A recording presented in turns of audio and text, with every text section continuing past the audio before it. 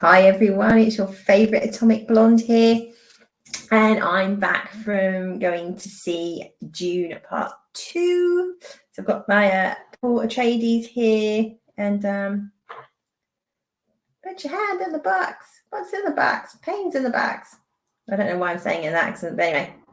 Hey ho. So now obviously anybody that follows this channel knows I'm a massive fan of Dune. I've read the books. Well, read the first 4. I'm stuck on 5 like a lot of people do. I pick it up, I put it down, pick up, put it down. It's not great. But apparently the last one's good. So I've got to get through that 5th book so I can get to the last book. But I have read Dune, Dune Messiah, Children of Dune, God Emperor of Dune, which is kind of the, Atreides saga, if you like. So obviously we had delays with this film coming out with the actors strike, and it was meant to come out last year, so I was gutted when it got pushed back, and then it was brought forward slightly. We're going to get it mid-March. We got it 1st of March, and I know there's lots of reviews out there. I've tried to kind of not watch too many to cloud my judgment, but it's so hard because obviously Dune 2 is absolutely everywhere, and quite rightly so. So yeah, I've obviously from my channel name, Atomic Blonde LDN, bit of a giveaway that I am obviously very close to London.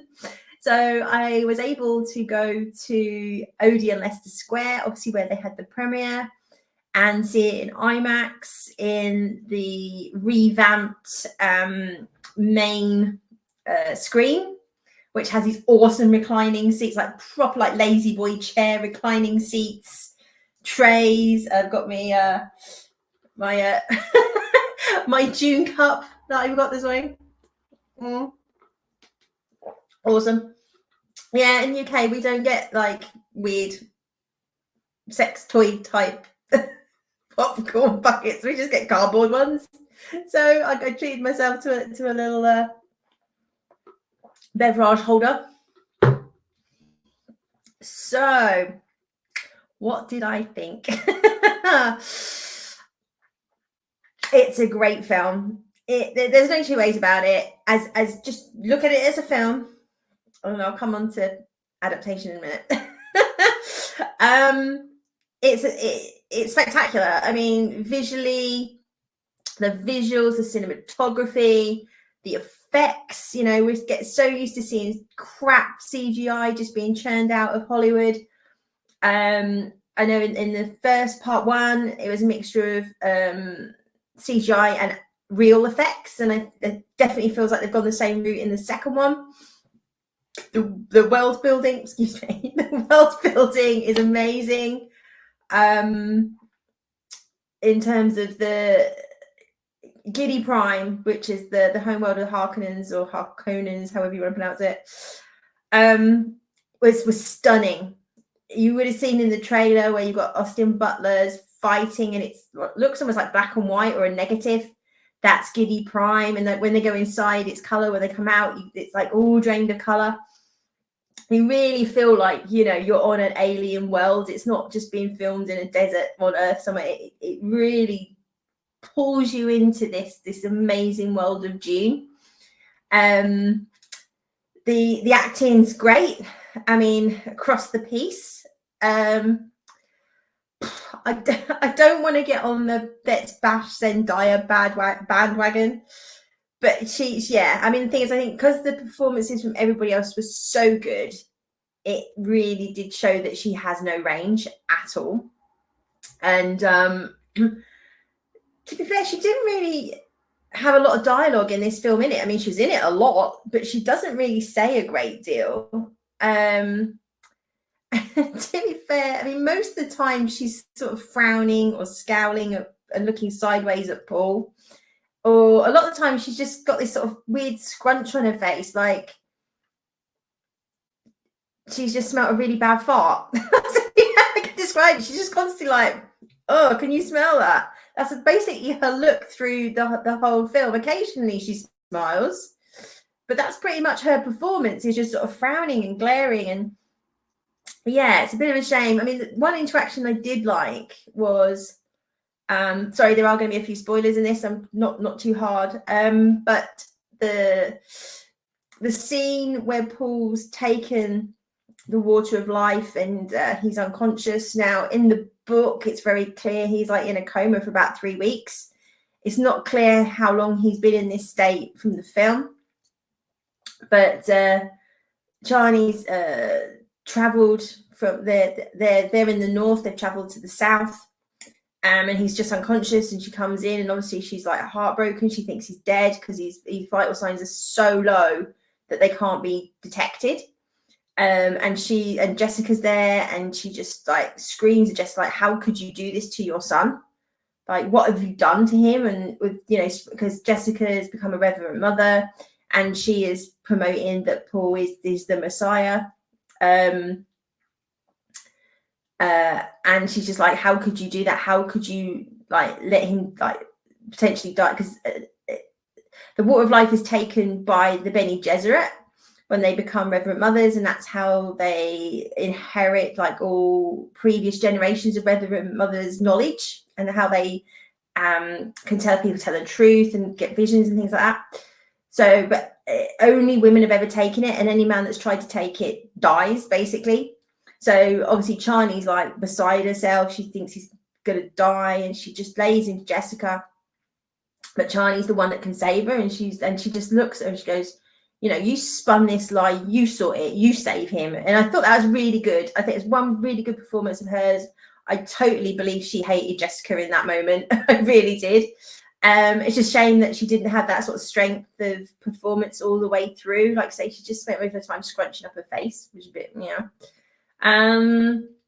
But yeah, I mean, I think a lot of people said Timothy Chalamet was a lot better than they were expecting. You know, they kind of have a bit of a perception of him. He was brilliant in this film. He's very believable as a leader, you know, and morphing into this sort of warrior from a young boy, because obviously in part 1 and in part 2, so I think other people have sort of said this, but in the books, part 2 is done over like a sort of 3-year period. So Paul's like 15 when his father's killed, and they're kind of exiled to the desert, and by the end of the book he's like 19. In this, it kind of happens in the span of about 8 months. It still works, it still hangs together, it's still kind of believable, but obviously he's not aged up. So, but his performance is so strong, you believe that this sort of probably like 16-year-old is now leading this army. It was really outstanding when he kind of gives this speech where he's constantly presented with choices, because obviously he's getting visions, and he knows if he goes down one path, like basically his mother's path, he is going to be embraced as the Messiah, and it's going to start a holy war, and billions of people are going to die. And for most of the film, he's trying to fight this. He doesn't want to be this person. He just wants to help the Fremen, live out his life. He loves Chani. That's it, right? And yes, there is a motive of revenge. He does want to find a way to take down the Emperor and the Harkonnens for murdering his father. But for now, he's kind of content, and he wants to learn the ways of the desert and the sand power so he can get his revenge. But he doesn't want to become this false prophet or this fake Messiah. And he doesn't really believe it. You know, he knows he's got gifts and special, you know, he gets visions and things, but he doesn't really want to believe that he's this thing.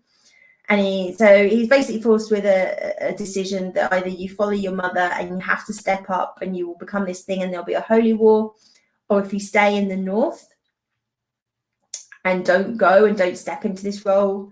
That he has a vision where he sees Chani's, there's been like atomic weapons, and she's all horribly burned and hurt. So basically, if he does nothing, he's probably going to lose Chani. And she's going to, you know, they're going to be attacked by atomic weapons. If he does something, he's going to have to step into this role that he doesn't want to be in, that will lead him on a very dark path. So it's a bit of a lose-lose situation. And obviously he ends up taking this path and takes this water, which completely opens up his mind. His mind's been gradually expanding because he's exposed to the spice. And now he can see everything. He can see the past, he can see the future, he can see possible different outcomes. Kind of string theory. If I turn right, what happens? If I turn left, what happens? All that kind of stuff. And he pretty much knows what his fate is and how to take out the Harkonnens and the Emperor. So,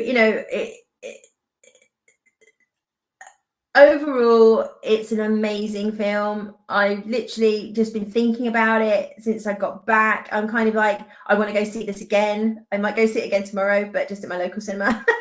It is fantastic. Now, I think the pacing of the first part of the film is too slow. It takes a really long time, almost an hour, for it to get to the point where Paul has to where him and his mother join the Fremen. There's certain trials he has to go through, and if he passes these trials, he learns the skills of Fremen, but it also adds to the prophecy that he's this Messiah.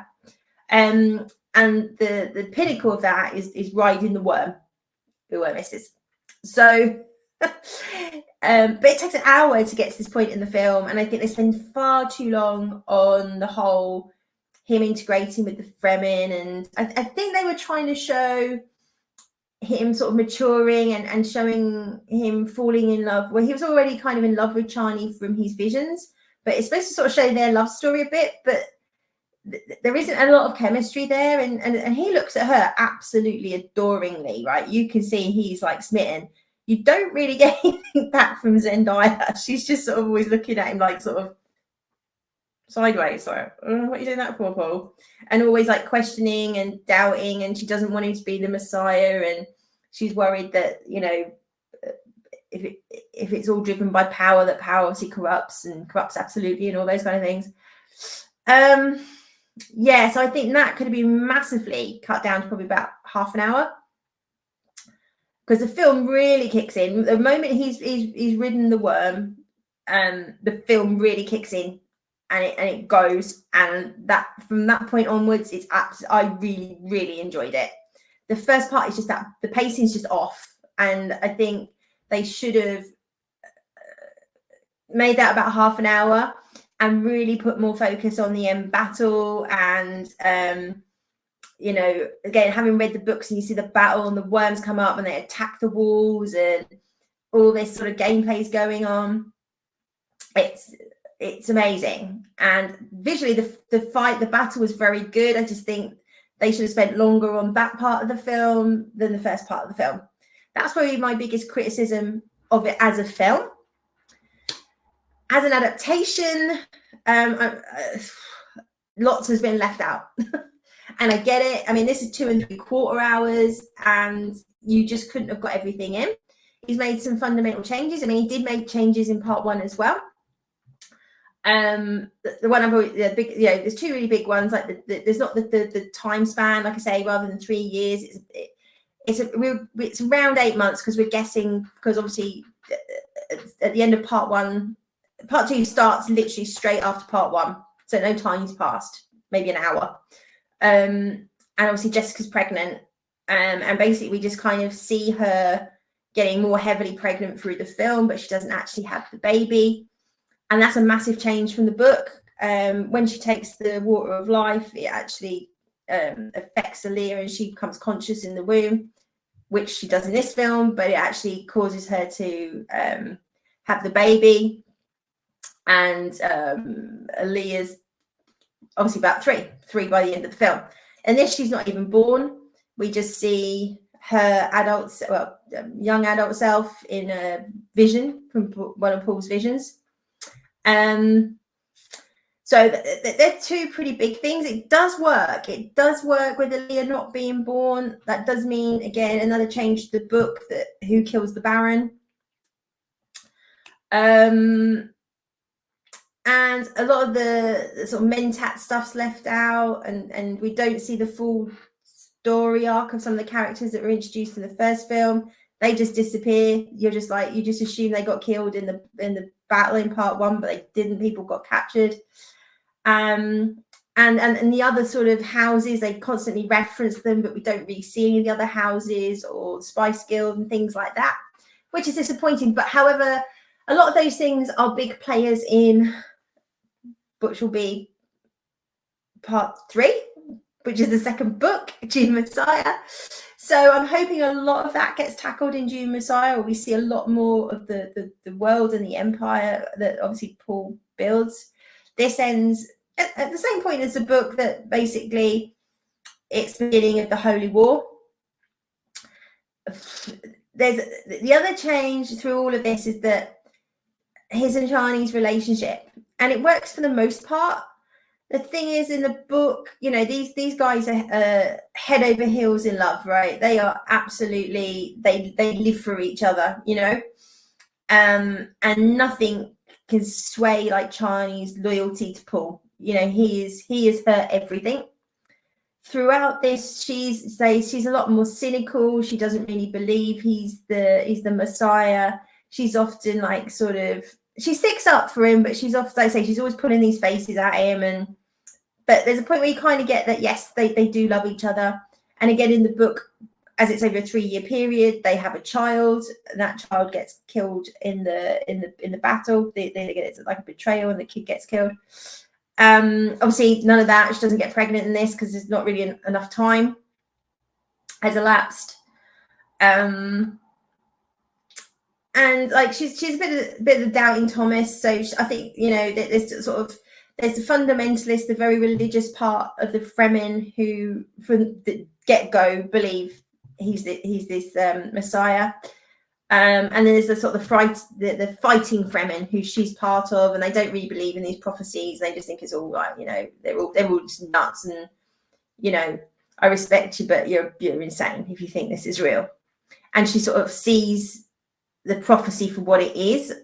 It's just another way of imprisoning the Fremen and keeping them down, because they won't leave Arrakis. They won't try and overthrow without their Messiah. So it's just another way of controlling them. And she says this. And then right at the very end, well, there's 2 points. So there's a point where, where she has this exchange with Jessica, and then Jessica basically forces her to help Paul with the voice, and he comes round, and then she's like completely relieved, but then she slaps him and storms off, because she's like, what were you thinking, taking this water of life, you know, it kills men, kind of thing. And Paul has a conversation with his mother, sort of saying, I see everything now, and he's like, oh, she'll come round, I've already seen it, it's fine, you know, which is a bit arrogant, to be fair, but you know. And then right at the end of the film, and the whole point, you know, we know these books are all kind of like a sort of political chess game, right? All these different houses with the emperor. It's all politics and backstabbing and allegiances and bloodlines and all this kind of thing. So obviously it's made it's very prominent that Jessica is not married to Duke Leto. She's his concubine. He's never married because, and it's only like, you know, towards the end of part 1, he says to her, I just should have married you. I should have done the right thing and marry you. But he always didn't marry her in case he needed to get married for a political alliance to strengthen the Atreides. So Paul has obviously been raised in these ways. He's taken over as Duke as well as being leader of the Fremen. So he basically, you know, is able to take down the Emperor, but says, right, your daughter's going to have to marry me. We're going to rule. I'll spare your life, blah, blah, blah. And again, we get a Chani, I've got bad smell under my nose moment, and she runs off. I mean, before this happens, he says to her, like, just remember, you know, I'll love you to my last breath. Basically, you know, whatever comes next doesn't mean I don't love you, but I have to do what I have to do. And she runs off and she calls a sandworm. That's basically the end of the film, which is a bit shit.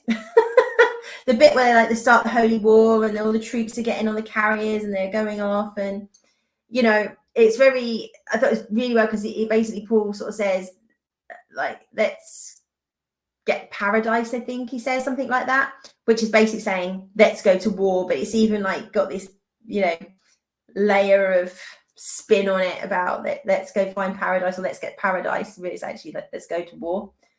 And so the whole point is that these two are just, soulmates and destined for each other, and they're together in the Dune Messiah, and it's her who has Paul's heirs in Children of Dune. Well, they're in Dune Messiah, but obviously the books carry through, so the following on story is their children and what happens to their children.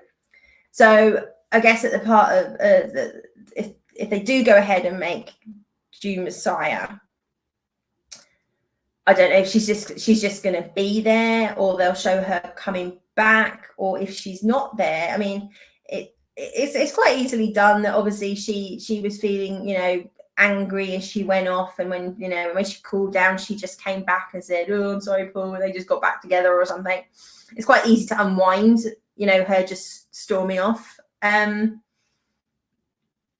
But their relationship is such a big bit of the second book, and her unwavering belief in him. This kind of really changes this sort of setup.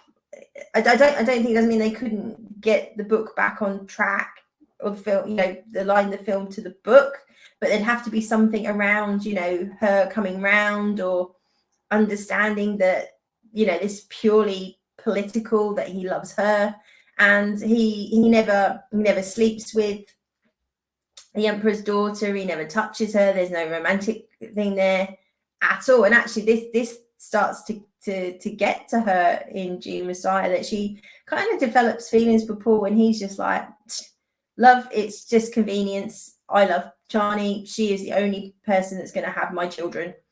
So it's going to be interesting. It's going to be interesting to see how they bridge this, how they show her coming back, or she just going to be back and we just accept that she's back. I don't know. So yeah, I mean, it's a difficult one. So for me, I'm like the visuals, the cinematography, the effects, the world building, that you completely feel immersed in another world. 10 out of 10. I give this film 10 out of 10 for that. As a film, just looking at it as a film, I give it 9 out of 10. Like I say, the pacing was off in the first bit. Some of the performances, a little bit, and as an adaptation of a book, and I'm always rattling on about this, I give 8.5. There was so many bits taken out, but it makes sense to take out the stuff they took out, because I think it had just been too dense, too long, and you just would have lost people. It just would have been like just too much. If you want to adapt everything in Dune, it needs to be a mini series, or several seasons of a series, if you want to adapt every element in these books. Like I said, bits were taken out of the first book, which is annoying, but there wasn't as much to take out, really. The second half of the book is like the meat of the story. The first bit is just about the fall of House Atreides. The second part is like the rise of Paul and becoming the Messiah, and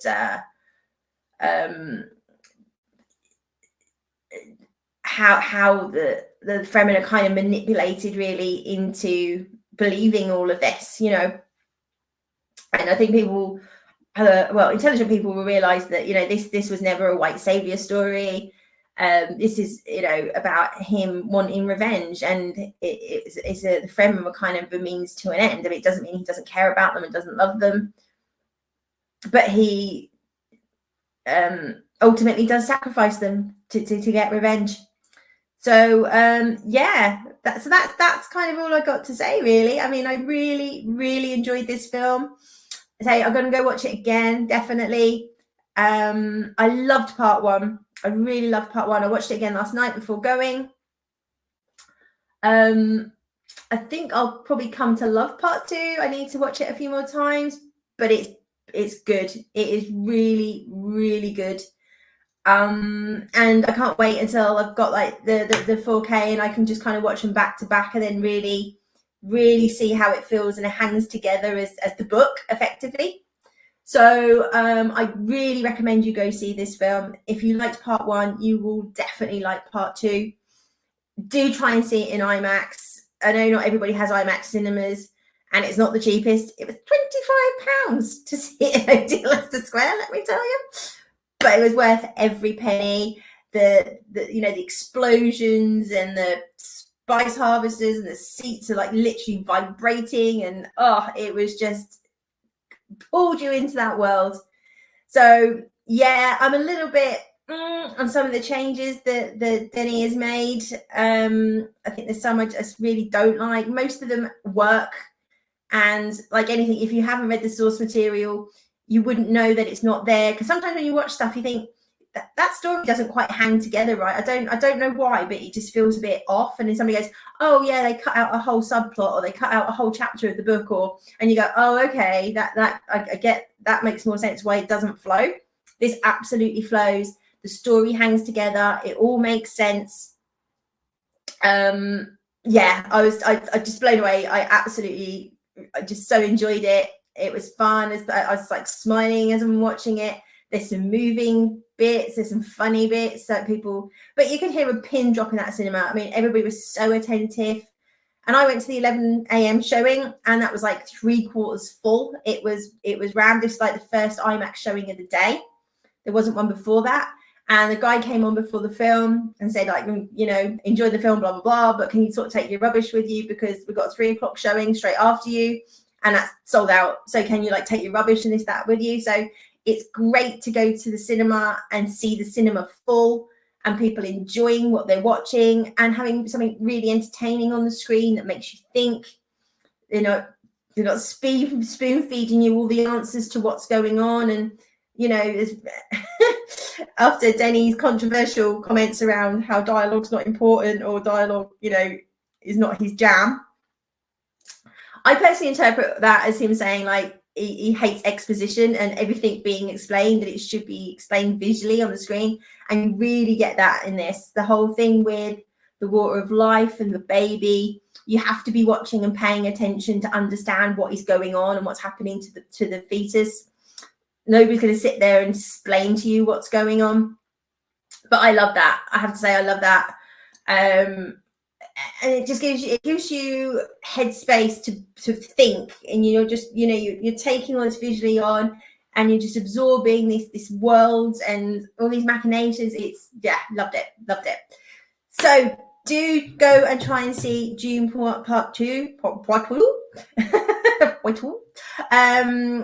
It's not going to be everybody's jam. It is traditional hardcore sci-fi. Some people watch this and find it the most boring thing they've ever seen in their life. I know they will. Certainly like Part 1. I think a few people felt that way. But this is right up my street. I'd say I'm not normally great with long films.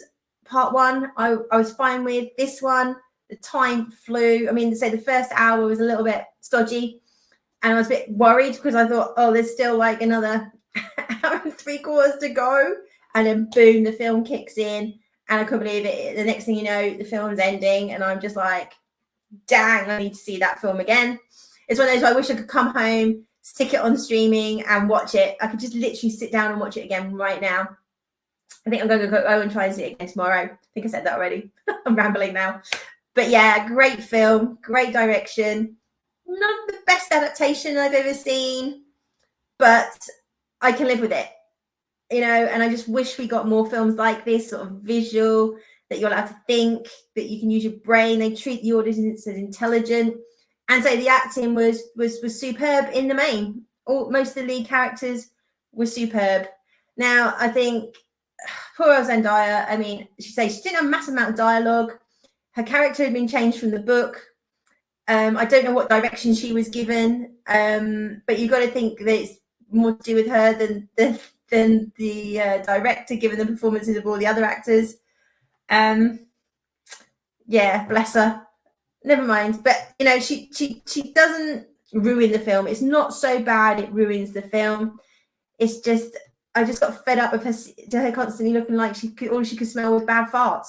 That's the only way I can describe her performance. So 1 or 2 standout bits from her, but Timothée Chalamet was fantastic in it.